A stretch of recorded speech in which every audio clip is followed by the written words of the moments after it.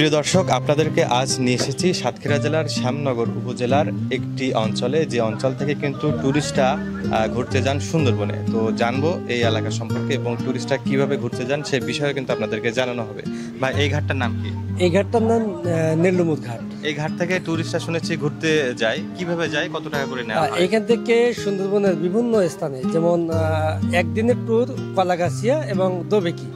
যদি আপনি কলাগাছিয়া যান, এখান থেকে ভাড়া হচ্ছে 1950 টাকা।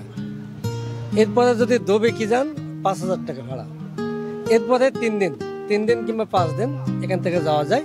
যদি আপনি 3 দিনই যান, তাহলে আপনার বোট ভাড়া 45 থেকে 60,000 টাকা, এর মধ্যে বোটের ক্যাপাসিটি অনুযায়ী, এবং ওই বোটে 3 দিন প্যাকেজ অনুযায়ী যাওয়া যাবে।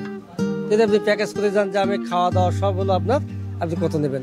ওই সময় দেখা যায় বিট জনে প্রায় 2 লাখ টাকা খরচ হয়, প্রায় 2 লাখ টাকা, হয়তো কেউ একটু কমেও যায়। এরপরে আপনার কলাগাছিয়া, দোবেকি, মান্দারবাড়িয়া, হেরন পয়েন্ট, দুবলা, এখান থেকে যাওয়া যায়। জি, আপনাকে অনেক ধন্যবাদ। আপনি অনেক সংক্ষেপে আমাদেরকে একটি সুন্দর তথ্য দিলেন। দর্শক, আমরা আরো তথ্য জানাবো পরিবেশ অনুকূলে থাকলে।